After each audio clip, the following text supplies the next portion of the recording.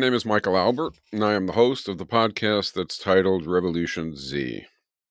This is the 287th episode overall, and the fourth episode in the Next American Revolution sequence, and it is based on the fourth chapter excerpted from the work titled An Oral History of the Next American Revolution that appeared on ZNet this past week.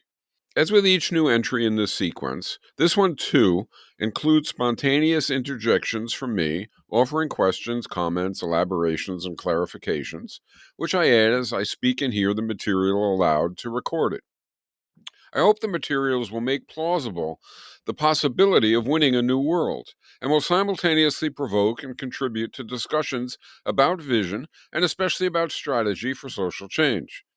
For such conversations, please consider using the ZNet Discord system that you can reach from the ZNet top page. So far, there hasn't been very much reaction, and honestly, I'm not sure why. It seems the topic, the logic and features of a next American revolution, a possible next American revolution, should be of interest and generate disagreement, criticism, support, extensions, agreement, whatever. Something from you who hear this. So why not share? Okay, so in this episode, Andre Goldman, Bill Hampton, Senator Malcolm King, and Cynthia Parts, all characters in that new revolution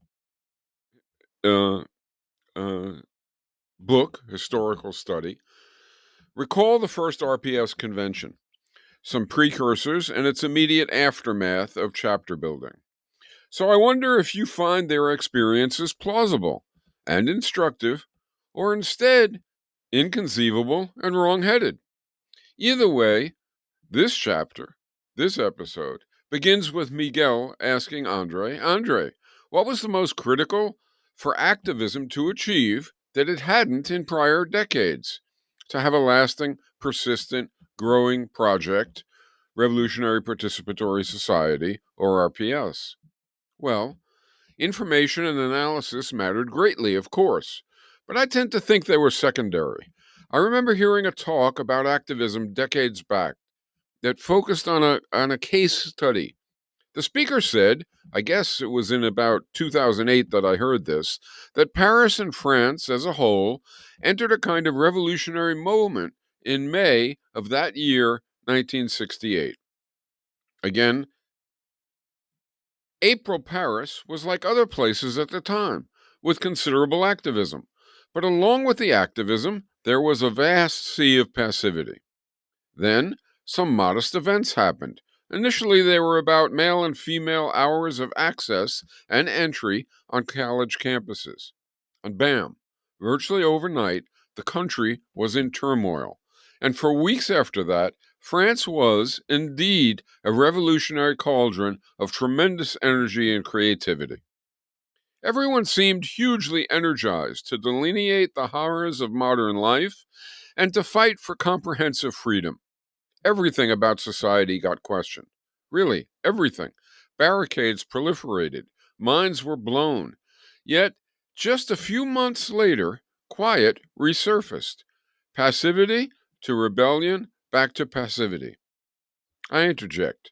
So that was true in our world, and Miguel and Andre's later time-shifted diverging world as well. And Andre continues. So, okay, what happened? How could we explain such sudden turning on and off of gigantic social upheaval? The speaker said that one broad possibility that some people suggested at the time was that ideas about how society works were suddenly, successfully, widely conveyed. And then the newly imbibed wisdom fueled the uprisings.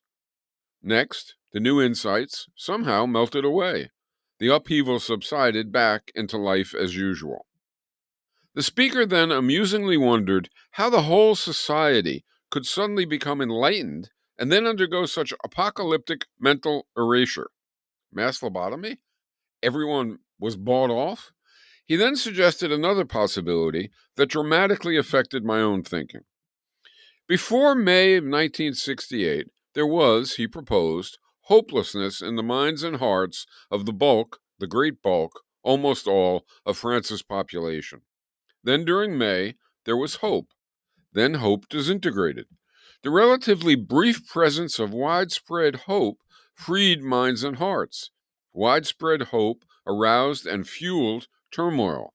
But once it dissipated, hope's absence terminated the turmoil. I thought that claiming aroused hope was key to this whole episode was astute, just as to think suddenly learned ideas were key was sort of ridiculous. I interject. I agree with Andre. I also think it was ridiculous to think new ideas suddenly spread so widely and sparked such activist upheaval, much less that the ideas then melted away, so the activism did too. Don't you think that is a ridiculous hypothesis? Andre continues. So that is why, when I am asked about ideas that I thought were important for RPS emerging, the one I tend to emphasize is that RPS offered compelling, desirable vision for the future that was sufficient to sustain informed hope. At any rate, that was central for me. Miguel asks, but that was then. What about now? I later had your thought too, Miguel, and I think a way to answer is to compare the half century that extended from 1970 to 2020 to the next quarter century that extended from 2020 to 2045. What's the broad difference? What changed so that in the earlier period, a half century long, despite that large numbers of people at the outset compellingly understood society, while countless others were only a hair away from similarly understanding society, and despite periodic upsurges during the following 50 years, the period never generated lasting, steadily growing, sustainable projects for literally winning a new society. And yet now, in the next quarter century, we generated such a project that is verging on full success. What changed?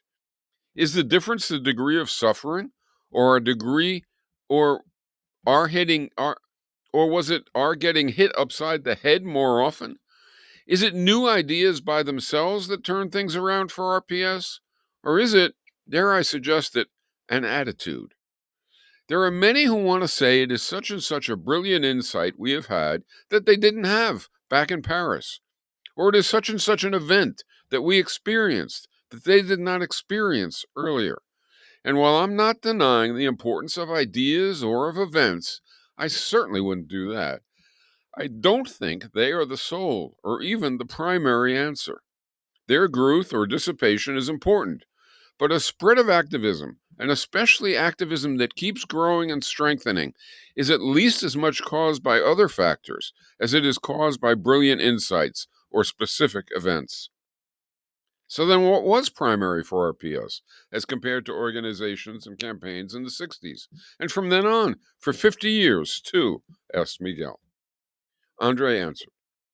Let me offer a few ways of saying this that are probably different sides of one complex dynamic. One difference is what is above. Hope replaced absence of hope. By that I mean people altered from believing during the first period that there is no alternative to people really believing during the more recent period, wait a minute, there is an alternative. A second difference, very connected to the first, is a dispositional switch from people being mainly eager and willing to criticize, reject, and denigrate what is and one another, along with criticizing old social relations in the earlier period, to people being more eager and willing to celebrate, advocate, and support one another while proposing new social relations in the recent period. Related to this was recognizing that in the old expression, united we stand, divided we fall, is not just a catchy slogan, but a powerful insight that we have to implement if we are to succeed. One person can have impact. Many people can have more impact. But it's also true that many people don't combine effectively unless they self-consciously acknowledge each other's diverse contributions and desires. This is related, of course, to why RPS's concepts highlight the way different sides of life are mutually entwined. Yet another change is a bit different, though also related. In all communications of anything new, one aspect is style, how we present things. And another aspect is substance, what we present. The former is the cleverness and poetic or emotive punch of our chosen words. The latter is the coherence of our sentences in paragraphs, and then of paragraphs in full arguments. The two factors deal respectively in the former case with addressing and even appealing to feelings and countering biases, and in the latter case with evidence and logic. In the half century up to 2020, I think the prior component was emphasized more to the near exclusion of the latter component, even for a while longer too, rather than there being a good balance. The climax was Trump, who paid essentially zero attention to evidence and logic, and noticed truth only to distort or deny it, while he gave all attention to catchwords and slick phrases seeking to stoke passions. But Trump wasn't alone in that. He just operated more blatantly. The growth of social media played a role. Twitter and later X, and always Facebook, distorted communication into short nuggets that precluded serious evidence and argument. The narcissism of selfie photographs was indicative. Clickbait tactics were blatant manipulation and lying, and were not confined to the right, but instead became steadily, nearly universally prevalent. All this was toxic, and while it certainly wasn't inevitable, Trump emerged. I interject.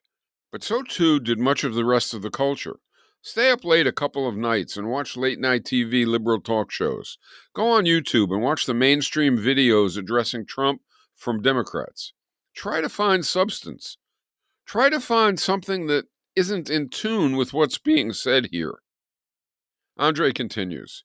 In the years since, I think we somewhat fixed this imbalance between style and substance, and I think that doing so has been part of laying the foundation for RPS.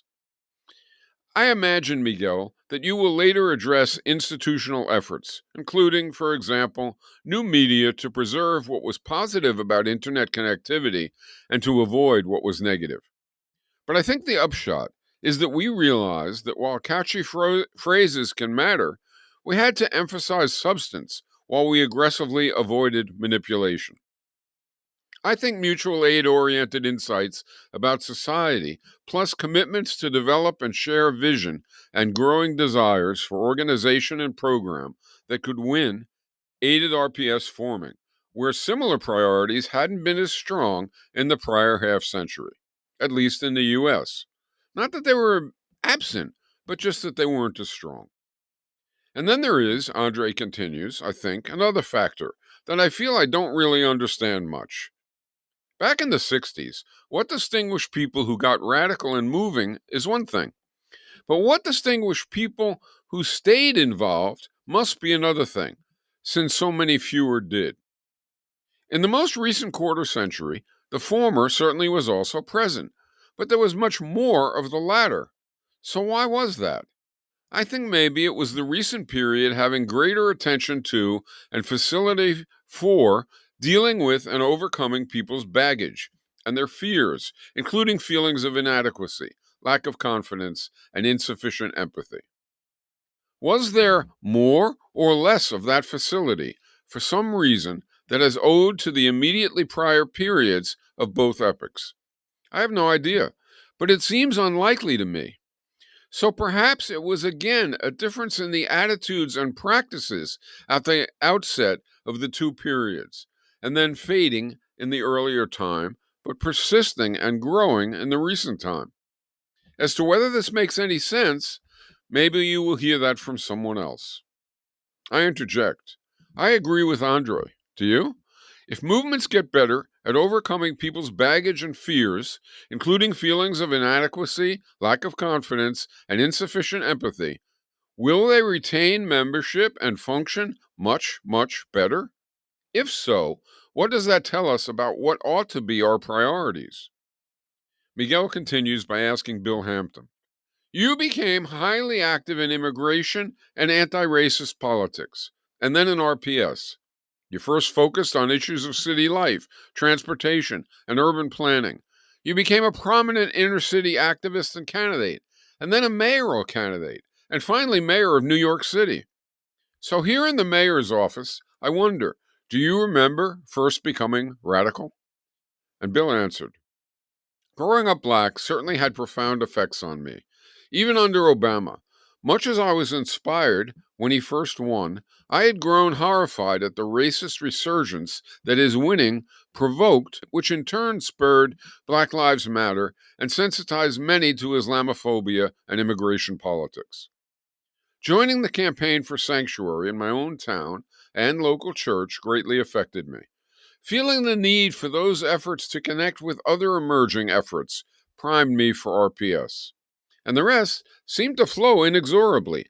I never sat down and said to myself, I want to be radical. I want to be revolutionary. Instead, something inside just took over, and that was that. What caused you to think it was worth your time, that we could win? I honestly have no idea. Given my background of earlier experiences, it would have been way more likely, I think, that I would have thought trying to win a new world was idiocy. Okay, but can you in that case tell us what RPS events or campaigns most personally moved and inspired you during its first years? The first thing that comes to mind was very early, arguably during the precursor times. It was at a sanctuary for immigrants who were slated to be deported. The site was a church in San Antonio, Texas. The church had an incredibly courageous pastor, choir, and congregation. I was there, visiting a friend, and supporting and trying to learn.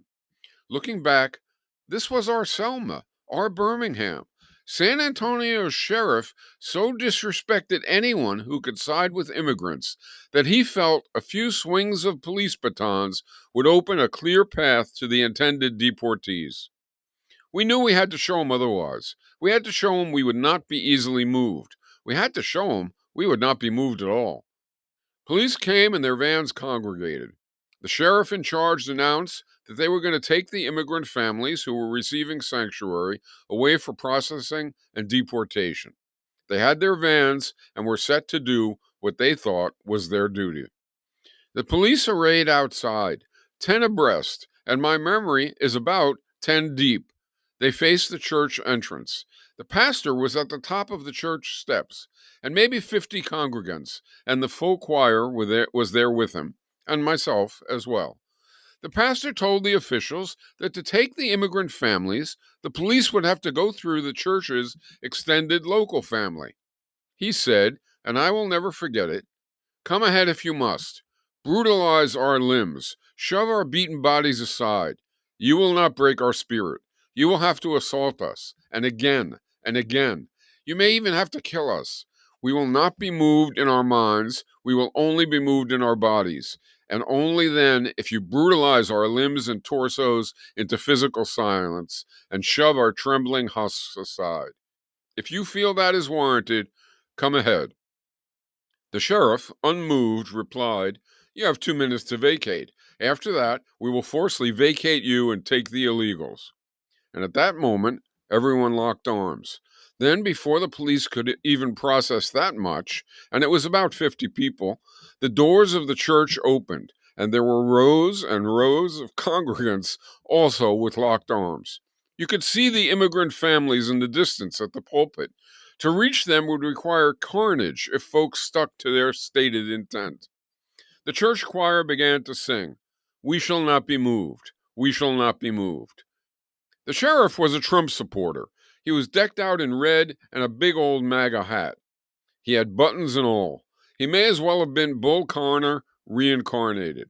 Likely most or all of the police that had accompanied him had hoped on the way to church that they would get in on some action. There were mostly Trump supporters, too. But not all the deputies. 2 of them sat down with us. We welcomed them, crying. They must have thought they would be unemployed by day's end, if not worse, but they sat. The sheriff knew that to try to breach the human barrier would only succeed if we crumbled and ran. The pastor said, no, we won't run, not even close. But the sheriff thought of course we would run. A few big swings of their overlong batons, and we would scurry off like whipped rats. So the sheriff and deputies marched into the human barrier, striking viciously. Blood flowed. Carnage spread, but no one ran, and the singing grew louder. Deep in our hearts, we know. People in the front were quickly bloodied, physically bowed, but nothing more. As the officials literally tromped on us, there were grunts and moans, but few screams. And then, incredibly, with the choir still singing, and with more folks from within the church coming out to lock arms, and with the onlookers clearly horrified, the defenders, including myself, actually reached up and embraced our tormentors. Our bear hugs diminished their capacity for brutal swings, and there was even a strange kind of intimacy about it. It wasn't begging, it wasn't fighting, it was offering a degree of understanding. We didn't fight hate with hate, but with compassion and steadfast intent. We didn't fight racism with racism, but with solidarity. After a bit, some deputies simply relented. And then the sheriff did too. He had to. Yes, they could have physically demolished us, leaving a battlefield of wasted souls in their wake. But nothing less would succeed in taking the families. And that was simply too much. A retreat began, and then, incredibly, the pastor, bent bloody but not beaten, calmly invited the sheriff and his key deputies, if they wished, to come into the church.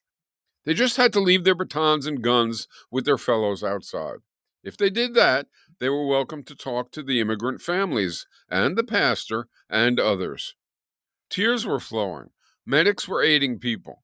And in what I will never know but suspect was a shock for the pastor, like for the rest of us, after what seemed like an eternity of him just standing there, staring at the bloodied pastor, the sheriff took off his gun and walked with the pastor into the church. I don't know what their talk inside was about, but the next day, the sheriff stood before dozens of press. He said, "I heard the illegals. I heard their stories. I heard their supporters. I heard their pastor. I will no longer recognize federal orders or any orders at all to arrest immigrants." He dropped his mic and walked off. It was the beginning of the end, not just in Texas and the U.S., but around the world, of the vicious anti-immigrant, blame the immigrant, expel the immigrant, kill the immigrant mindset. It was the shortest, longest press conference ever. Fierce conflicts with so many horrible losses marred prior years. So many other sheriffs didn't budge. So many kids who were separated from parents and violated. So many activists who were clubbed and jailed. But San Antonio Sunday broke that pattern and brought an end to the blame the immigrant, shun the immigrant, beat the immigrant, cage the immigrant, expel the immigrant, kill the immigrant era. It set the stage for humane policy regarding the coming year's migrations to escape climate catastrophes. San Antonio's sheriff may or may not have found his humanity, but either way, activism won. When those who are paid to impose rule say no to their employers and break bread with presumed violators, the end of unjust rule is at hand. For me, this was such an incredible sight, such an incredible event, so meaningful in so many ways that I have to recount it in answer to your question. I interject. Remember, this is all in the time-shifted world of the oral history. But consider, could it happen in our world? I think it could. Do you? Miguel continued.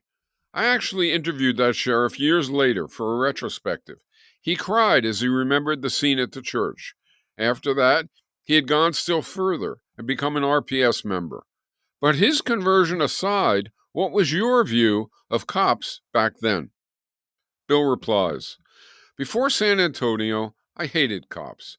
To me, my family, and my friends, cops spelled danger. They spelled death. When they came, we went. Our way to deal with cops before San Antonio was to imagine fighting fire with fire, eye to eye, toe to toe, call them pigs, throw a rock, daydream of beating them up, but then run like hell. The sanctuary didn't make me a pacifist, but I saw how militant nonviolence plus cautious compassion could disarm and defeat what would have totally demolished any attempt to fight back.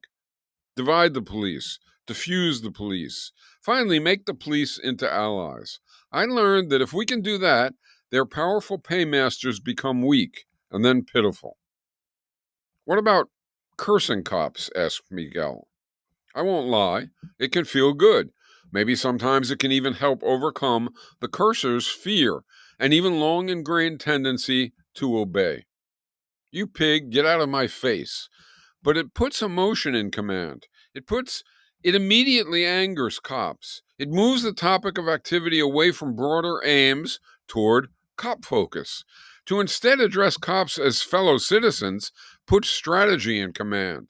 It can eventually disarm cops. If we had cursed the sheriff in San Antonio, do you think he would have become who you later found him to be? I learned that too. Miguel continues, I had heard much of what you have here recounted, of course, but not as movingly as you put it. I can only imagine your experience, and even hearing of it, like this, has me shaking. I don't know if it is anger, joy, or both gripping me. Still, now is now. What about RPS program itself? How did that begin to emerge? I think with the above and so much else happening, program became a natural focus. It started in earnest, I think, against the backdrop of the Sanders campaign and the also pretty recent Occupy and Black Lives Matter movements in the US, plus similar efforts elsewhere, like the huge popular surges and electoral follow up in Greece and Spain, and then the huge women's demonstrations against Trump. I had myself been moved by Occupy and very involved in it. But then came Trump's victory, and that was truly traumatic for many of us. In a very short time, he was appointing climate deniers, vicious racists, misogynists, and even overt fascists. The orgy of right wing excess was incredibly depressing because so many feared that the country wanted it. But time revealed, even if it took 8, even 12 years, the country had been confused. The country did not want it. After Trump won, there was a surge of resistance, but the larger task, very difficult in those depressing times, was to not only ward off Trumpism, but also move toward winning a better future. This meant we had to learn and act on many lessons of the recent period. When millions of people are in motion because of austerity, racism, war, and global warming, and a vile lunatic who wants to turn back time seizes power, the ensuing surge could either fizzle for want of positive focus and wide solidarity, or it could move toward encompassing program and associated organization. The latter needed to happen, and it finally did, though it wasn't a quick and easy path. First, there had already been some program proposed by the Sanders campaign. Almost simultaneously, Black Lives Matter rebounded from initially largely ignoring program to slowly but effectively, very seriously offering it. And then if you look back, you will see that most people, even on the left, were still, and yet, if you look back, you will see that most people, even on the left, were still pretty unimpressed with developing or even acknowledging program, whether that of Sanders or Black Lives Matter or from any other source. And the same happened when the massive women's marches against Trump offered program. If you look at the articles of the Times, you will see that there were dozens of essays, even on the left, about Trump's insanities for every couple of pieces explicitly about Black Lives Matter or women's program, or even about program at all. A crucial step was therefore starting to get the resistance to Trump and fascism to have a more substantive, forward-looking orientation. It wasn't that people weren't asking what's next and how do we persist. Lots were. It was that the discussion rarely was about program, about substance, and especially about building encompassing, multi-issue, multi-tactic organization, much less about ultimate destination. In response to Trump trying to hugely escalate or even just maintain current rates of deportation, for example, the most forward thinking activists moved to organize sanctuaries at the city or state level in places such as Los Angeles and even in Texas. Perhaps earliest were the demonstrations at airports when Trump began his vile efforts. Then I remember a mosque burning in Texas, followed by a temple handing over keys to the Muslims who lost their mosque. Incredible things like that happened. But tying together the sparse and separated sentiments into lasting structure with overarching positive aims was way more difficult. That didn't happen for many more years. To continue the reaction to Trump's anti immigrant efforts, even after he was no more, activists created sanctuaries more locally in churches and in some universities, and even in some private homes, where people offered to harbor deportees to protect them. One solidarity slogan was, "If you take our friends, you have to take us too, and neither they nor we are going without a fight." Venues like churches or campus centers provided housing and protection, and when deportation authorities even sneezed, such venues were guarded by masses of supporters to block entry. During the days and nights of the sanctuaries, activists held teach ins and cultural events, and otherwise used the experiences to build support, develop trust, develop shared commitments, and even enjoy the experience. This was sort of like the earlier encampments for Palestine, but now addressing immigration issues. This kept building until later in the 2020s, when groups of major athletes welcomed immigrants into sports arenas, the same way the New Orleans Saints arena was used to house Hurricane Katrina victims much earlier. Only we held more cultural and educational events to accompany the safe residency. This, unsurprisingly, stopped deportation schemes dead, and it also built trust and sincere solidarity. It created a mutual aid mindset that had been absent, and honestly was absent in some other anti reactionary, anti fascist activism. Another good step was that in response to even remotely white supremacist cabinet appointees, activists exposed their vile views, proposed progressives who would be better in their posts, and said clearly why they would be better. It wasn't better us than you, it was better our policies than your policies. We used creative tactics, including demonstrating where the appointees worked, lived, and came from, to demand that they go home and we get better appointees. Prominent athletes welcomed immigrants, migrants, and homeless poor into sports arenas on many college campuses. You can imagine, I hope, how life changing this was for the immigrants and also for the athletes themselves. Then, a few NFL and NBA teams' players did the same thing. I remember going to the Philadelphia Eagles football field to provide support where athletes, immigrants, and migrants were mingling. Tents holding families were visible. Kids played, and the team worked out. That advanced a mutual aid mindset and built incredible momentum. Escaping global heating, abetted high waters, massive storms, and political repression all became collective public responsibility. Mutual aid and fight back, not exclusion and resignation, became the norm. I interject. Are you having a little trouble perceiving when the future world was like our world and when it diverged? Is that because you can imagine our world having similar things happen? Or because you can't imagine it, believing instead that they couldn't happen? Either way, why? What is there to learn, if anything, thinking through the oral reports of a promising future? Bill continues. I was part of a large rally that marched from a poor neighborhood 4 miles to an executive's home. Neighbors and media watched us arrive. I spoke through a bullhorn. Here lives our warmongering, climate violating Secretary of Defense. We have come to his home to expose his views. We have come to advocate progressives for his post. We go where these criminals work. We go where they live. They want us driven off. But how? Tear gas their offices? SWAT team their neighbors?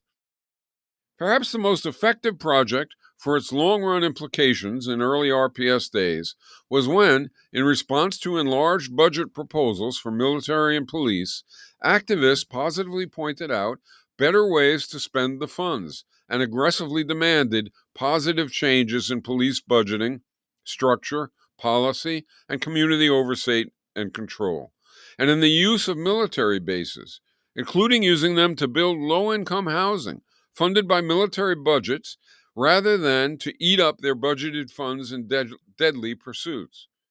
We fought to earmark the first houses built by the soldiers to go to the soldiers who had worked in them and wanted them. I interject. Is this plausible? Can demands be mixed and matched, morphed and merged to fit with long-run aims and not solely flow from short-run desires? Can they address needs of diverse constituencies, even in some ways, needs of opponents? Bill continued. We invited and welcomed police into neighborhood and even household meetings to discuss how to create safer communities and avoid racist policing. Of course, at first, only a few police related, but then steadily more. We went to military bases and to police stations too, to organize. Of course, this all took time, but I think it helped move us from resisting reaction to seeking positive gains, and that it helped contribute to the RPS type activism that would follow. Stopping police violence, as had intensified after George Floyd's murder, had remained a priority, but then it became something more. We went to military bases and police stations and we organized. We listened and we proposed. We fought, but we also made friends. I won't make believe this was easy. There was vicious hostility to overcome. There were real differences to deal with. Truth be told, we often got the shit kicked out of us. But necessity birthed invention. It was a winning path and we took it. Slowly but steadily, we made headway. The demand to build housing for all resonated. The point we came to understand was that we had to find worthy things to demand and also effective ways to win our demands, which together appealed to every crucial constituency and which polarized no worthy constituency away from participation, even as we also steadfastly opposed every racist, sexist, and classist move that authorities made. Police and military were employed to do piggish things, but they weren't pigs. They were potential allies. As momentum grew and a degree of coherence and clarity emerged, we began to build grassroots neighborhood and workplace assemblies, though first steps had to come first. And of course, things developed differently and at different rates in different places. Before long, people realized in that deep way that direct experience fosters that on top of demands and actions, we needed organization. I remember thinking when Trump first won, would it be desirable that for the next 4 years we only have disparate, sometimes linked, sometimes disconnected movements about all manner of separate issues, but overwhelmingly aimed only at preventing reaction? Or would it be more desirable to have at least one overarching, multi-issue, multi-tactic organization, emphasizing not only fighting against reaction, but also proposing, organizing for, and trying to win elements of positive program and vision? Could we do that? There really wasn't a choice. We had to do that. But again, it took time. And I also wondered, would it be better for a new visionary organization to look like those we have had in the past? Or can we conceive and implement powerful new means to welcome and enhance diversity, to celebrate and practice collective self-management, and to chastise and structurally guard against sectarian, apocalyptic, and also too narrow organizing? Again, there really wasn't a choice. We had to do that. And again, it took time. The answers to concerns like those, felt by a lot of folks from disparate places and conditions, obviously fed into the channels of thought and deed that led to RPS. But I don't want to suggest it was all simple or quick. That's why I keep saying it took time. There was so much incredibly passionate anger, so much defensiveness, so much chaos. It was very hard to get coherent results. Indeed, one aspect one odd aspect of those times, and actually before as well, and, well, honestly, for decades in my experience, was that there was a whole lot of resistance to arriving at broad, encompassing shared program, which had virtually nothing to do with the specifics of program per se. It had to do, instead, with what I thought was a kind of self-defense by those manifesting anti-programmatic inclinations. People were afraid that the highlight program, vision, or even anything intellectually substantive would lead to the most verbal, confident, and well-educated, as well as less time-pressured people dominating discussions and winding up governing what transpired. And that was, in fact, a perfectly fair and wise worry. But the solution wasn't to have no program, but to proactively guard against the elite producing tendencies. In retrospect, we came to understand the multiple implications of structure and policy that elevated what in time we called the coordinator class, but back then it wasn't so easy to even talk about, so that resistance to that possibility often deteriorated into resistance to careful thought itself, such as thought about program or vision, which obstructed dealing with the substance of movement goals and structure. It was truly frustrating. The people, understandably and rightly afraid of elevating top-down movements that coordinator class members would dominate and that working class people would find repellent, even if it happened with only the best intentions, created an anti-program, anti-vision mood. And ironically, that mood tended to lead to exactly what they were trying to avoid: to fill the void, albeit predictably poorly. Still, people's responses to program remained disjointed. A project would aggressively adopt one aim, say abortion rights, or eliminating the electoral college, or protecting migrants and immigrants, or providing housing. Another project would equally aggressively adopt a different aim from among the same few, or say pollution controls, or a wealth tax, or a higher minimum wage. But few strayed from their own focused priority to embrace a full program. Activism thus often occurred in isolated silos. You do this, I do that. That atomism fostered a kind of me first, or at least my concern first, attitude. We desperately needed an approach that would allow and promote overarching unity, and we desperately feared regimented sectarian unity. We also knew that even with participatory intentions, there was nothing good about distancing ourselves from careful evaluation and exploration. But I want to be clear that I think the sentiment that surfaced to distance ourselves was not actually anti-intellectualism, but anti-subordination to people who were in position to monopolize conceptual and decision-making advantages. That sentiment, even if not always how it was manifested, was highly warranted. It just needed better follow-up.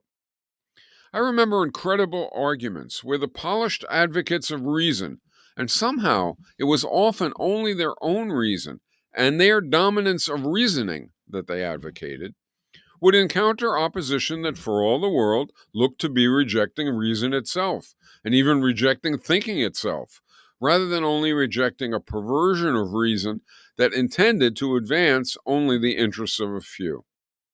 What finally made the underlying truth and participatory need pretty clear was to hear the undercurrents of sentiment and see who lined up where. It wasn't pretty, and it didn't resolve quickly, but over a period of years, major progress was made, though even now, this is still resolving. A major gain for RPS's future from analyzing the Trump phenomenon and the responses to it was RPS deciding early on that an anti-intellectuals dynamic was about class interests, not about rejecting thought. I remember hearing a speech that went pretty much like this: we must combine campaigns to end deporting immigrants through local airports with campaigns to clean up plumes of toxic waste from those same airports. We must mesh efforts to curb CO2 emissions with efforts to protect the poor from rising waters and to create and ensure good jobs and new housing. We must combine ending the use of fossil fuels with preserving the incomes and improving the circumstances of coal and oil workers. Community centers must feature speakers on women's rights and also on wage struggles. Activists for prison reform must support and be supported by activists for solar power.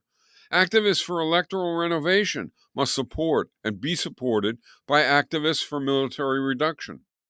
It really wasn't complicated. RPS wanted those who focused most on ending war to aid those who focused most on reversing global warming and resource depletion, initiating toxic cleanup, establishing tax reform, improving public spaces, distributing food and medicine, ending sexual harassment, curbing police violence, enlarging worker safety, and advancing income redistribution. We wanted real solidarity. And program? Asked Miguel.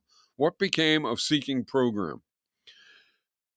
As calls for program grew, certain programmatic ideas gained traction. For example, on the national scale, there was momentum to reduce inequality by raising the minimum wage. Then people sought increased taxes on the rich. Then there was massive popular desire for shortening the workday and the work week to attain full employment and generate more leisure. Similarly, people wanted to improve quality of life by implementing healthcare for all, wanted to build desirable housing for all, wanted enriched schooling for all, including canceling student debt and making higher education free. And people wanted to dramatically reorient government spending from war and social control to rebuilding infrastructure and enlarging social services, and wanted to implement free daycare for all. This and much more wasn't yet a set of coherent demands for new basic underlying institutions. But some of those involved already had desires for fundamental change. More important, in practice, these pursuits led inexorably to discussions that propelled such longer term investigations and desires. I think a case can be made that an unsung exemplary step came considerably earlier from an organization called Greenpeace that addressed mainly ecological concerns, but then adopted the Black Lives Matter program. It went almost unnoticed at the time, but I think it foreshadowed the kind of cross constituency and multi focus solidarity that was brewing. I'm rambling a bit, I fear, but I just want to be clear. We hoped that while single issue movements about a particular war, immigration, or global warming, or highly focused organizations, Greenpeace was an example, would each and all persist and retain their priorities, but would also sign on to an overarching agenda and lend their support to all its components. This was a missing aspect of seeking change. It wasn't just that we wanted good programmatic ideas or demands, those existed. It was that we needed to meaningfully share good program by all of us supporting campaigns, not only for the one or two aspects that were immediately most meaningful to us due to our own personal past priorities or current ties. But we needed to support all aspects so as to foster real mutual aid and solidarity and make each aspect stronger than it could be or would be alone. Those who focus most on war would aid those who focus most on immigration, would aid those who focus most on global warming, would aid those who focus most on economy, would aid those who focus most on racism, would aid those who focus most on gender and sexuality, and so on, in a web of emerging mutual aid. A compelling example of that was when labor activism grew at the same time as campus support for Palestine and opposition to war spending, and the two started to support one another. Why did some folks start to seek an organization, RPS, that would pursue comprehensive rather than siloed aims? What distinguished those folks from others who still prioritized only one focus of concern? Was it mainly understanding? Was it a kind of megalomania or arrogance that proved useful? Or was it an attitude that saw difficulty as obstacles to overcome and that we expected to overcome? And so we sought key obstacles and prioritized addressing them. And then we got lucky and did so. I have no idea. I only know that it happened. And the truth is, whether it was luck, wisdom, or confidence doesn't matter. You figure it out. That's what your interviews are for, aren't they? So, Andre, Miguel asked, we come to the founding convention. Did it matter greatly to what followed? What was it like? How did it emerge? What conflicts occurred? I interject. We see how Miguel merged elements from different interviewees. Were they each present with Miguel all at once? Or did Miguel take some from different sessions in different places and times and simply join them for chapters of his oral history? I think it was, in their world, likely more often the latter, but sometimes the former. It doesn't matter, does it? What the words convey about the time jumped experiences and their lessons that could help us is what matters, no? Andre answers about the first RPS convention. I think having the founding convention was fundamentally important, though at the time we all had doubts. Hell, I was so worried about failing, it was hard to sleep or even eat at the time as the time approached. Would enough people attend? Would attendees divide over minor differences and blow it all up? Or would we unify over major agreements and create something that would last? Would we attain collectivity and do good? Or would we implode and do harm? We wanted an organization suited to the times, oriented to win a new society, and able to facilitate mutual trust. We wanted the world, but we worried that attendees would nitpick priorities, ignore one another's actual views, and fail to find unity. One aspect of having the convention was mechanics. We didn't want 50 people or 100, but a few thousand. We already had 2 or 3 dozen local groups and hoped to become part of a national organization. But there was no agreed structure or membership criteria. We lacked enough coherence to have the first convention be a gathering of delegated representatives. Even more, most who would want to attend weren't in any such local group in any event. A bunch of people took initiative. We could have been terrible at it and alienated others by seeking power. We could have been precipitous and incompetent due to ignoring problems. Luckily, instead, we had considerable credibility because of our participation in past collective efforts. We proved able to mediate and organize. Conveniently, most of the mechanical work creating a convention was familiar from past gatherings and could be accomplished without being elitist.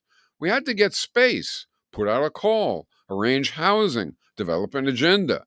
We wanted to get a very broad assemblage into a venue for a long weekend that would settle on a clear agenda and congenially arrive at a shared initial program without blocking participation. We knew some people who would attend would have deep ties with others attending, but we also knew most who came would have only modest or no prior ties with others attending. Did you have a conscious plan to survive until a more structurally rooted gathering was in place? What was the initial idea for what the emergent organization would look like? We sought a bridge toward a workable future, but to say we were sure it would happen would be a gigantic exaggeration. Almost everyone planning the convention was super nervous. We knew if the effort failed, it would delay and might even prevent, for a long time, arriving at a multi issue, multi tactic, vision oriented organization. I remember losing a lot of sleep worrying about such possibilities. To cover all consequential matters, folks needed to arrive at the conference familiar with diverse proposals for program and structure. Attendees needed to have understood the issues and added their own views. To facilitate that, we disseminated programmatic and structural proposals months before the convention. We asked people to bring their concerns, amendments, and extensions. We wanted everyone prepared to collectively decide defining issues and post-conference responsibilities. We had to return home from the convention with a workable, but not necessarily perfect agenda. For one thing, we knew there was no way to know what would be perfect. For another, we realized that even if we could chaotically settle on perfection, it would be only marginally better, or even a lot worse, than, quote, less perfect agreement reached with a higher level of unity and mutual support. We needed a sense of proportion and modest compromise. We agreed that decisions would be provisional until the fledgling organization could attract more members into local chapters, meet again, and solidify its definition by enacting corrections and improvements. We didn't seek false perfection immediately. We sought good results, able to flexibly become better results over time. Miguel asks, so how did that happen? We had many planning meetings, so many meetings. We consulted many additional activists about how to establish initial program and structure to promote needed improvements in the future. That's no simple task. That is, we were going to seek program and simultaneously a mindset that we would all leave with, but that would not defend, not ironclad, but instead be prepared to change, to get better. We propose that the organization should centrally address economics and class, politics and power, culture, race, kinship, gender, sexuality, ecology, survival, and international relations, without privileging any one of those above the rest. We proposed as aims to seek to transcend capitalism, racism, sexism, and authoritarianism. We urged that we had to explore and advocate long-term vision sufficient to inspire wise current activity. We had to acknowledge that program is always contingent on place and time, and so we had to plan to continually update analysis, vision, and strategy in light of new evidence and insights. We prioritized leaving plenty of leeway, not only for insights that might emerge at the convention, but for what we would learn later. This mindset may even have been our key contribution. Our first convention prioritized continual improvement. People didn't adopt an identity to defend.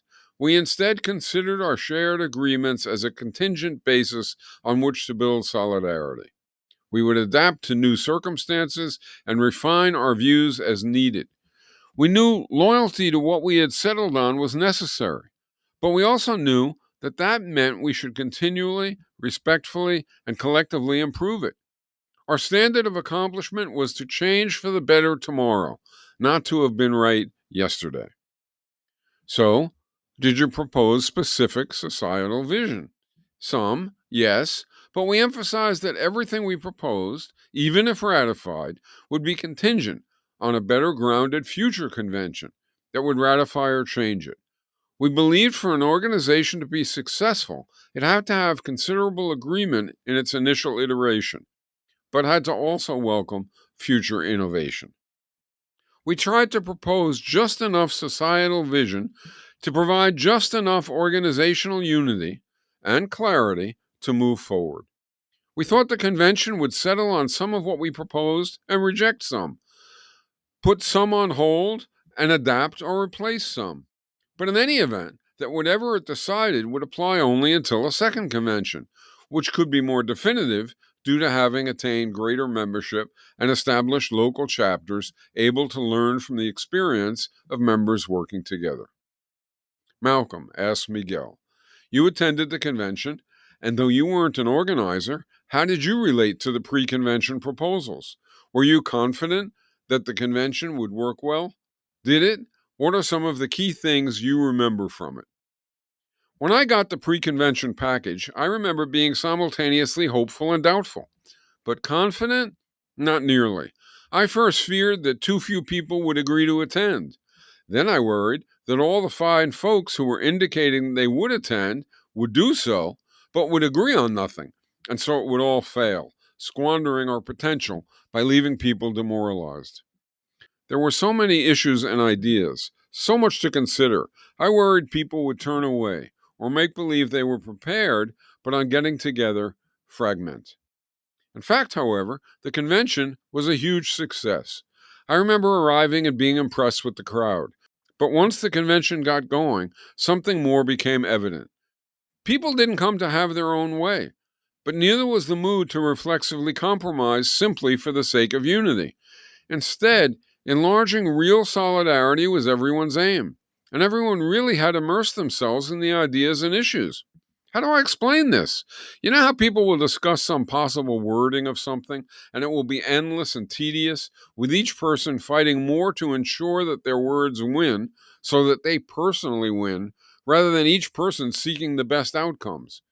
Each person wants their own words, with little or no attention to what others want, and they just keep pushing. We avoided that. Okay, but how did you avoid it? The sessions to address organizational vision and definition always started from pre-convention, more broadly amended versions of what had been earlier circulated. The decision making went item by item. As people had paid attention before arriving at the conference and had in some cases added refinements or alternatives beforehand, often there was nearly no dissent, and an item would pass very quickly. Other times, someone would have an amendment or even a replacement to propose. It would be heard, and the person would give a case for it. Rather than at that point asking for an immediate rebuttal, the chair would ask for a straw vote. If there was only minimal support for the amendment, she would ask to have a second advocate of it speak, and then ask if anyone wanted to speak against. And for the most part, no one would. There would be no point. She would ask if the proposer had any questions. Generally not. Did anyone want to add an additional case for the proposal? Sometimes someone would, mostly not. A vote would occur, and the item would typically fail as it simply didn't have any support. No rancor and no time wasted. On the other hand, if the straw vote showed a considerable minority, or a majority, or even overwhelming support for the change, the chair would ask if anyone supporting the unchanged version wanted to reply. Sometimes yes, sometimes no. If no, the change would quickly win. If yes, the person would present, and there would be some discussion, and what was special was that members didn't want to win just for the sake of winning. It was not contending egos. Everyone wanted a decision that would be worthy and universally supported. And it happened over and over. Whenever a decision was sharply divided, even after a few arguments were offered, debate would continue or the whole decision would be delayed so people could think on it overnight. As a result, every ratified decision was at least 2/3 for, and usually far more than that. I think this wasn't that our group was better people than past groups, or more mature, or anything like that. It was that we had informed hope that what we were doing was going to really matter. We felt, let's get this right, and we knew that right wasn't so much a matter of the abstract virtue of agreed positions, but being sure to have agreement about positions, and to have flexibility to go forward and improve them. We thought, this is not a game. This can win. We have a responsibility. Dump ego. Cultivate mutual respect. That kind of feeling largely wiped out antisocial inclinations, except in the most narcissistic folks. And well, I guess the overwhelming tone of the event kept even that group quiet. I suspect this arose overwhelmingly from the advanced preparation and the new moods that were arising among people. Our methods mattered, but I don't think they were the only thing. In particular, at the convention itself, I remember some late night small group chats. No one was fixated on battling over specifics. Everyone was excited about the emerging level of unity and mutual trust. Instead of each person acting as a kind of atom, competing to have the most of his or her own words or suggestions adopted, each person was intent on generating great unity and flexible readiness for innovation, regardless of the source of each idea or phrase. And the discussion of initial specific activist program for the organization was similar. In that case, it started almost from scratch. The discussions went longer, but accommodations occurred, and everyone supported the results. Do you remember the initial activist program? Asked Miguel. Sure, we didn't want a laundry list, but it was hard to prevent. Remember, we were just getting started. There were nearly 3,000 people at the convention. On the one hand, we needed to focus limited initial energies on some key campaigns that we could start organizing around. On the other hand, people were thinking about programmatic ideas two ways. First, we each wanted pursuits good for the organization, pursuits that met the programmatic guidelines the convention settled on. But second, we wanted pursuits we could immediately strongly support. Among so many people, from so many backgrounds, there were many favorite ideas.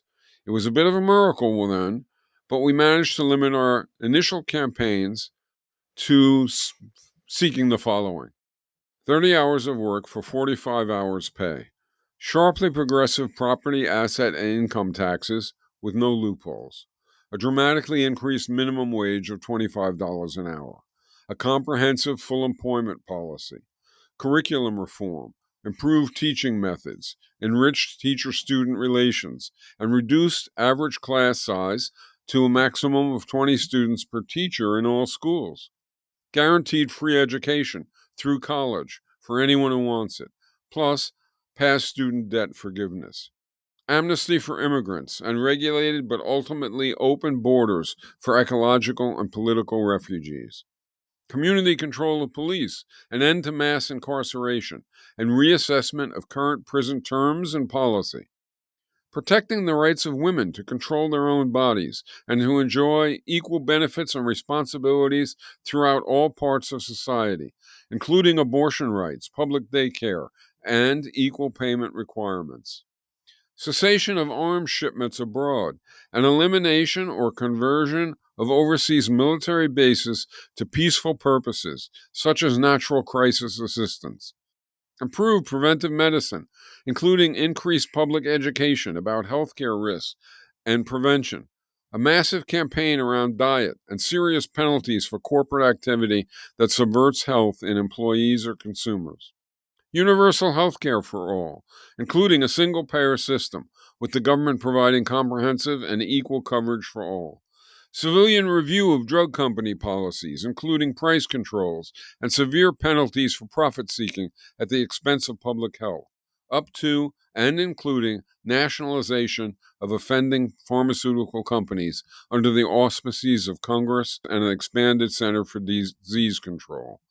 A truly massive Marshall Plan level national and international campaign to turn the tide against global warming, water depletion, and other life-threatening environmental trends. I interject. Their practical collective focuses certainly do seem like what might emerge from our own efforts. We're a multi-issue, multi-focus, emerging organization to hold a founding convention sometime in our immediate future. Don't they? Could we hold such a thing together? Miguel asks, do you have any special memories of the convention itself? A few, yes. Remember, this was nearly 20 years ago. One is a bit personal. There was a speaker who galvanized the place. She recounted her trajectory, as many had, to become revolutionary. It was first student organizing, not long before deciding to come to the convention, community organizing. She spoke very eloquently of being sick of hearing activists and leftists constantly complain about how bad things are and perpetually blame everyone but themselves for lack of success. She told how a few years before she had been moved by hearing a report that was very different from usual, in that it pinpointed problems of radicals with the intent of correcting them. It Turk was immediately memorable, but the fact that we got together and became life partners made it all the more so. Another thing in particular that I remember was the downtime. By that I mean the periods when people could congregate, meet, and share experiences. You could call together groups for such sessions, for example, by job or locale or whatever. I think those sessions may have been the real birthplace of RPS, even more than the general assemblies where decisions were made. The informal meetings were what led to local chapters and to work groups in particular fields like medicine, sports, and so on. Miguel asked Cynthia, you watched your family lose their modest home in 1998 due to the housing crash of the time. Years later, you became an advocate for inexpensive quality public housing. You became as well a staunch proponent of what was then called Rights for the City. And you have worked with RPS ever since on related programs and organizing while staffing diverse campaigns. A militant activist, a tireless staff contributor to project after project, you were the Secretary of Housing in the second RPS shadow government. To start, do you remember first becoming radical? I interject. Okay, this intro to a new interviewee must have come from a different session and been merged in here with this chapter. Otherwise, she would have been sitting silent too long. I hope so, anyhow. In any case, Cynthia answered, yes, vividly. But first, let me say, I have seen some of your interviews to date, and I wish we had had such an oral history to enjoy and learn from and built off of back when we were first getting started. Of course, we wouldn't have slavishly mimicked it, But I think it would have informed many of our choices and mostly given us confidence to pursue our desires. I can imagine reading it, a section at a time, and questioning the meaning for our own efforts, and then going on to read more. But I also had a fear. The people you interviewed were all so immersed in the project, so intimately and fully involved with it, that I didn't get a picture of the views of so many other folks who were less fully involved. Miguel says, I have lots more interviews to do, and I will try to elicit more bearing on your concern. But inevitably, interviewing RPS types is going to be less informative about non-RPS types. I guess, said Cynthia. But to answer your actual question, when I was 6, as you researched, my family lost its home. I can still remember the pain and the harm. I can remember my angry confusion. My mom explained the economy was in trouble. We didn't have funds to pay our bills. The banks were taking our home. When I asked how our not having a home helped the economy or anyone, my mother told me it helps the bankers. It helps the rich. I watched my father sink into alcohol-soaked depression. Well, that's what I call it now. I guess then, to my eyes, it was just crotchety, angry, scaring, and even violent moodiness. I watched my mother try to protect the family from poverty and from my father's negativity and violence. I remember ice covering the insides of our windows. I remember resistant mites and vicious lice. In my dreams, I can still see sewage overflowing our toilets. Survival occupied our minds. No one had a notion of a better world. At 6, I believed my life was mapped out, but it was only years later that I knew what I had become. It is incredibly daunting, Cynthia, to discover how many people we know, or think we know, whose pasts resemble yours. What lives on inside you to restrict you still from all that? There is probably more than I even know, but let me tell you one thing which I think is far more common, albeit with many sources, than people realize or recognize, at least in folks who don't readily display signs of it. In my head, there is an uninvited voice, a kind of intruder, who is always ready to lecture me. This needy, nasty voice is a residue of earlier times. In my case, it stems mostly from upbringing. Often, for others, it may be partly that, but also partly schooling, teachers, bullies, and so on. The voice says, you can't, you can't, you can't. And so the voice has a kind of agenda. It beats you, its host, into submissive defeat by telling you over and over that you are unable to do this or that. You are too dull, too weak, too fucking stupid. It seems strange to harbor this residue inside your mind. What is my head doing holding me down? But it happens, and for people who have this hitchhiker on board to accomplish things is much, much harder than were the hitchhiker gone. But to get rid of the hitchhiker is no easy task. Often we never fully achieve it. So a person may seem accomplished and capable, but may constantly have to battle against the hateful hitchhiker to do anything and everything of substance. This residue resides in women, in minorities, and workers. It makes those who it afflicts feel small. Some do totally defeat it. Some overcome it a good part of the time, but many succumb more or less completely. This is perhaps oppression's most vicious impact, yet it is almost never admitted out loud. Indeed, few who know me know I have this nasty creature always muddying my mind. I don't know what to say. I guess not having or kicking out this hitchhiker is key for having confidence, while having the hitchhiker causes all kinds of pain, but maybe strength too, sometimes. Yes, replies Cynthia. I think there is probably more than one variant. The creature has various modes and personalities, but yes, that is certainly one effect. As for me, no doubt. But maybe we can move on. Miguel says okay, though I have to think about how to perhaps address this idea of hitchhiker baggage with others. All right, so can you tell us what were the most personally inspiring RPS events or campaigns specifically for you? For me, which is to say, for the direction and content of my life, many, many events and campaigns had profound impact. especially those relating to city life, like the campaigns for military and prison conversion to build housing. But if you were asking for the kind of epical personal event people experience, I can't even begin to tell you why, because I don't really know why. But two things that come immediately to mind are quite oddly and unexpectedly. When I first used people's social media, and when I attended the first talk by Edward Snowden after he was pardoned and welcomed back to the US. I think using our new, decentralized, more substantive social media moved me so much because I was doing something natural, nothing special, but I was doing it by way of an institution conceived and built by RPS people that I knew was going to last all the way into a new society.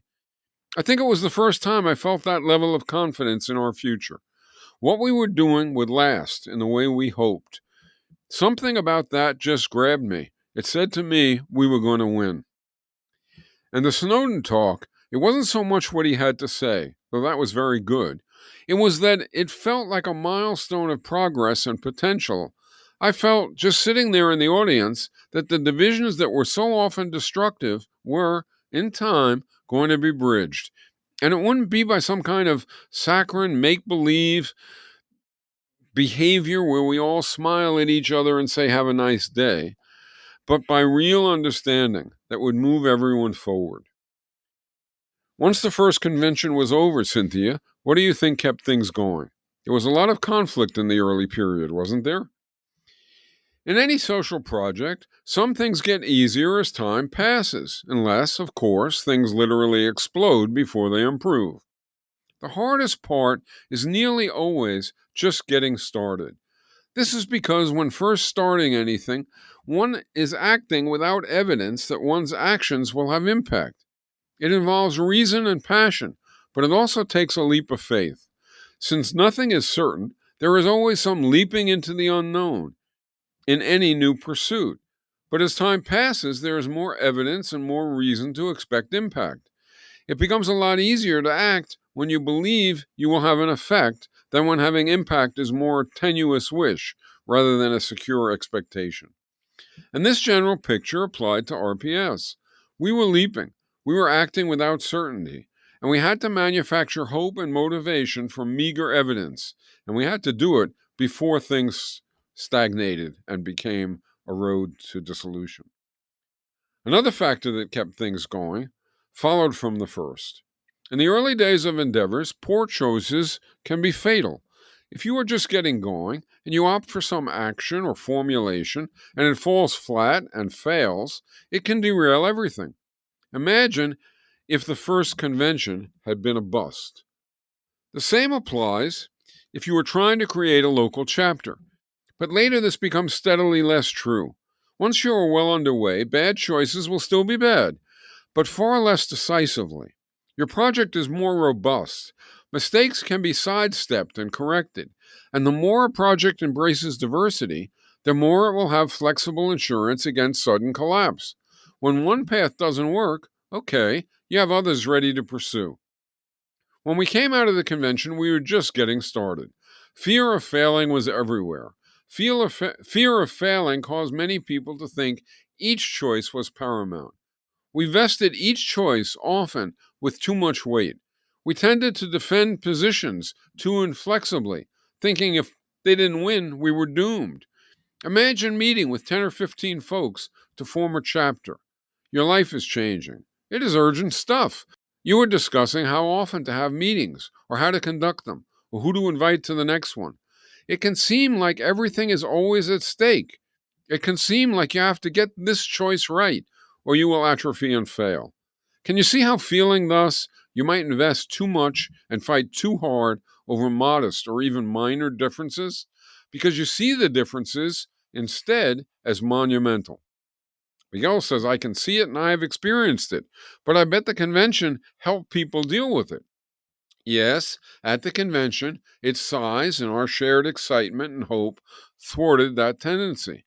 But after the convention, in small fledgling chapters. We often got into unyielding arguments between contending views, where, were things further advanced, we would have arrived at more relaxed compromises, or simultaneously explored contending possibilities to determine relative merits by evidence rather than by prediction.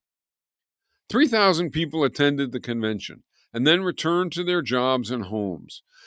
We never knew exactly where people went, but perhaps a reasonable estimate is that 1,000 attendees became overwhelmingly committed RPS revolutionaries. Our criterion, that 1,000 of us, for our decisions, was first to contribute to creating the organization and movement, and then, in context of that, to also live our lives with family and do our daily jobs. Another 500 attendees, or thereabouts, became revolutionaries who were eager to really help, but who had less time to allot. And the remaining 1,500 or so became supporters with various levels of commitment. They often called themselves revolutionary, but they had not yet changed their lives to a point where winning a new world had become the center of their way of thinking and acting. Okay, but why did RPS persist? Persisting meant creating a good many local chapters, which could in turn work on campaigns, reach out to attract new support, further define the organization, and help existing other organizations and movements. But a catch-22 made it hard. At the outset, the 1,000 most committed participants were the ones who would call meetings of others from the convention in our area, or of our friends, neighbors, or workmates who hadn't yet connected with RPS. We were people who would do most of the needed work. We were the prod and the glue. Where we were absent, nothing much happened, at least for a time. If that had been everywhere, the whole undertaking would have fizzled. But where we were present, local meetings were called, local chapters were established, campaigns were begun, outreach accelerated, and abetting both, the number of fully committed members grew. Okay, but what was the catch-22? It was that those who were most intent on success and most essential to keeping things moving were often the most susceptible to being afraid of failing, and thus the most prone to fight over details. So at the beginning, we really had two obstacles to surmount. First, we had to depend on relatively few people to carry too much of the initial workload and responsibility. This might entrench us with too much relative power and contacts. Second, depending so much on only about 1,000 people caused us to be so intent on succeeding and so averse to failing that we often wouldn't flexibly listen to and hear others. We made it past those difficulties, but honestly, I believe we certainly could have failed.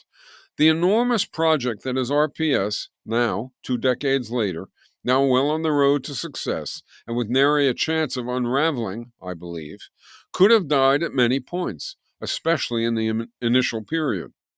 If you want to sing the praises of anyone for RPS succeeding, I would not nominate the famous participants or even the initial conceivers, but the subset of 1,000 who brought to the early efforts not just great and unrelenting energy, but also, despite the pressures, enough sensitivity and flexibility to cool down themselves and the hot tempers of others to generate sufficient room and time for enough new people to become involved, so we can move from fear of failure that produced anxiety and inflexibility to informed confidence of success that produced hopefulness and flexibility.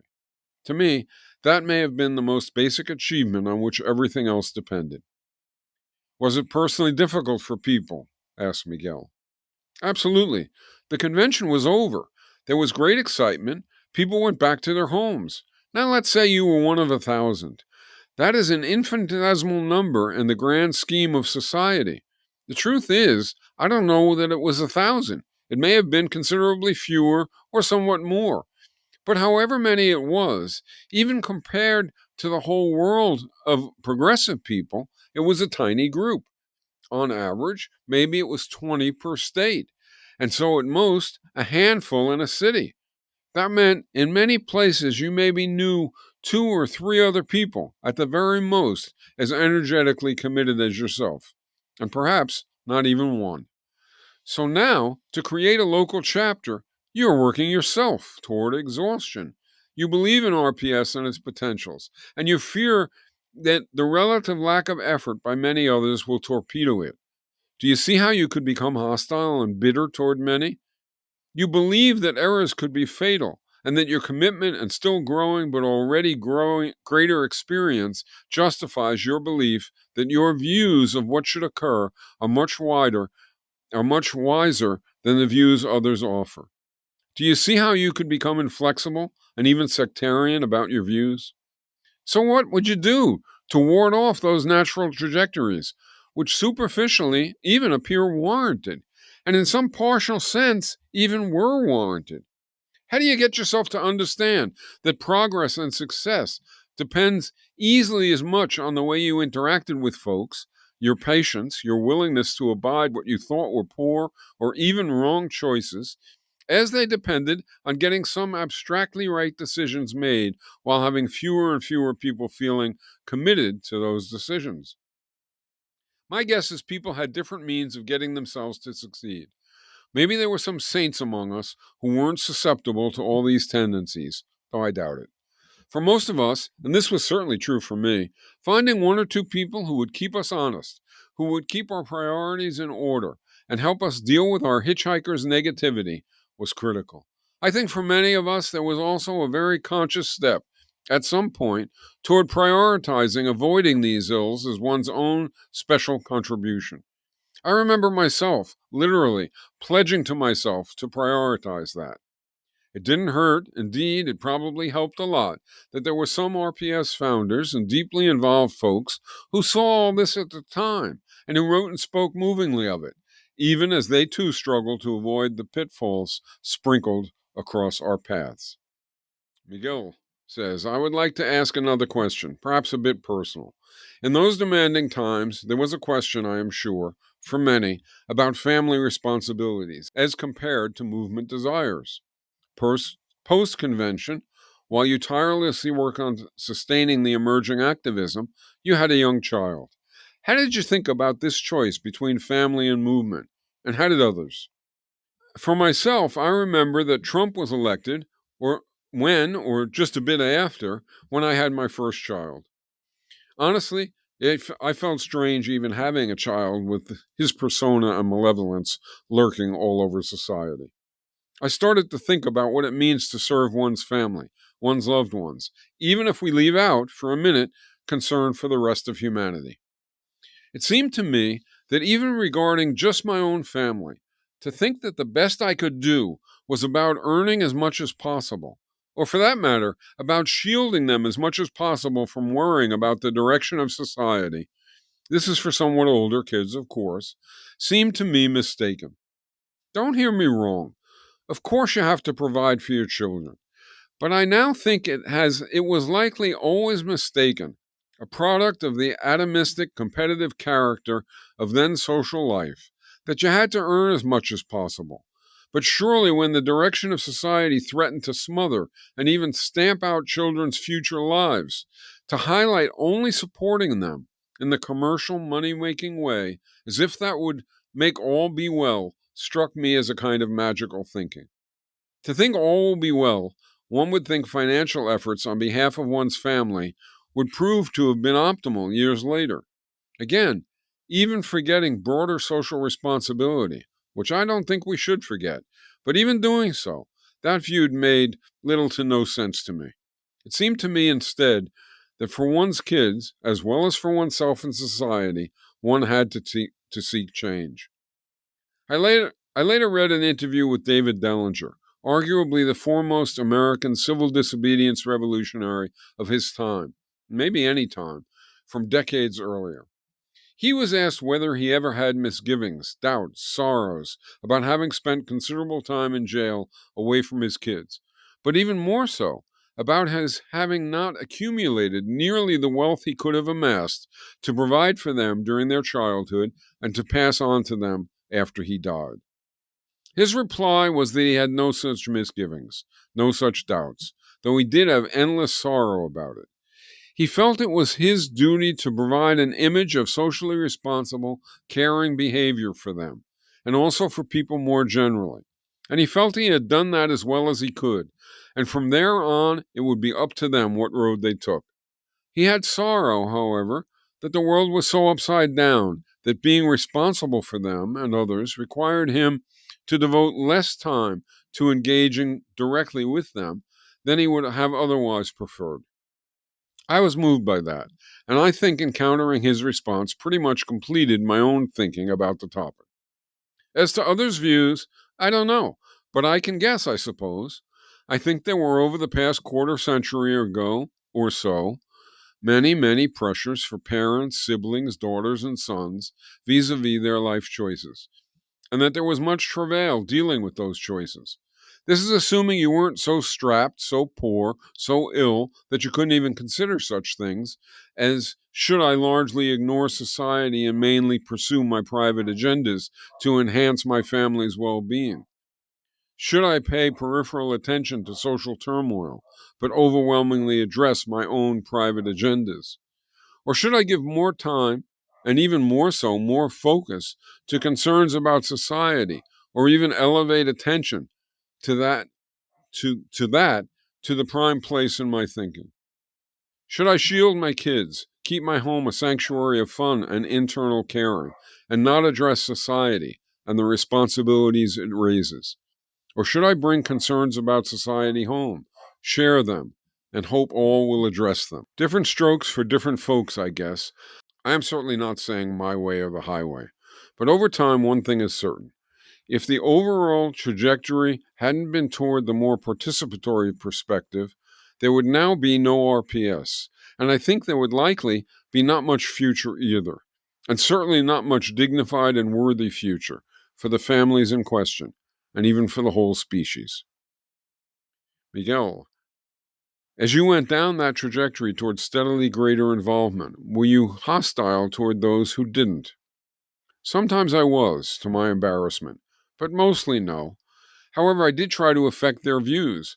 I thought the objective implications of the mainly self and one's own family oriented approach that denied need to change our choices and priorities as time passed was objectively harmful to future prospects, and that if it was dominant, it would even totally swamp away good possibilities. So I tried to work to change such views. But as to being hostile, how would you react if someone replied to your suggesting that they might demonstrate or study up or join a chapter or whatever by saying, "Why should I? I don't think you stand a chance. Injustice and degradation will prevail." More, "What the hell can I contribute? What can I do that would matter? I don't think your project has a chance in hell of succeeding, but even if it does, I am sure my adding myself to it will have no significant impact. But I know I can work with considerable chance of some success to make my kids more healthy and fulfilled. My spouse, my sister, my brother, even perhaps my closest friends. But the whole country? The whole world? Come on, I can't impact that. It's a fool's errand. You are deluded. To deny my kids, my spouse, my family, my friends to go off on that tangent? Not me. There is nothing irrational about that. Of course, if everyone, or even most people, adopted that stance, it would have been a self-fulfilling recipe for disaster. But one person thinking that way, whose fault was that? Was it really that person? Or was it we who understood society and history better, we who realized needs and potentials, but had not, as yet, effectively made them compelling and believable to others? And for that matter, was the lone person making that assessment even wrong? If so, in what way? It took a leap of faith to commit to the needed tasks. Luckily enough, people made that leap, and then more and more. A large part of why I was so attracted to RPS was that it acted to help people make that choice over and over. Miguel continues. I said I wouldn't get into it, but I know that you have been involved with another level of these type concerns, with addressing people's personal, private impediments to even acting at all, despite their wanting to. And now I know you even had to do that for yourself as well. Can you perhaps speak to that just a little? Politics, social change, revolution isn't all ideas, nor even all ideas, action, and compassion. The ills of our society aren't just horrible institutions to overcome and replace. They are also tendencies that get embedded in our minds, hitchhikers in our minds. Sometimes it is called baggage. Sometimes it's the effects of family, schooling, particular events, and so on that take on a life inside us. It is like we have a destructive enemy stuck in our minds. One dimension is stuff like racist, sexist, classist, or authoritarian habits and beliefs that hound us into doing nasty things, or, opposite, that cause us to give in to nastiness done to us. But other times, the hitchhiker inside us just says to us, and this is my own experience, you can't do that. You are no good, underendowed. Don't speak, don't act, don't write, whatever, because you aren't good enough. RPS built upon, but I think seriously improved upon, what had gone before as far as movements addressing such baggage. It had been, in past years, mostly about getting rid of oppressor habits and beliefs, but rarely explicitly about getting rid of submissive habits and beliefs. And it rarely, if ever, got at the byproducts of all that in the form of self-doubt, self-denigration of the sort that block creativity and participation, and even anger, sometimes violence, lashing out, but without clear intent. RPS somehow, I don't really know what caused it, got sensitive to all that. It took on raising confidence, eliminating the destructive voices that many people were held back by. It was hard. I knew my upbringing, my schooling, my relationships had planted that voice of denigration in my mind. I would curse it, argue with it, but to get rid of it, oneself, that is hard. Somehow, though, the mutual aid and conscious focus on building confidence and aiding participation that I found in RPS helped me over the obstacles and helped me clear my mind of the baggage to make room for my best self. I do think that quality of what we were building was like a secret ally for the organization. I suppose it was a new, pretty much ethereal ally, but also a powerful one. I interject. Do you, reading this, have a hitchhiker on board your brain?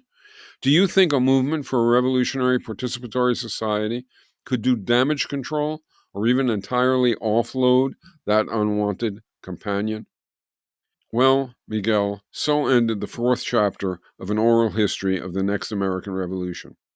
He felt, I guess, his readers should think on that before going on. And I hope readers will do just that.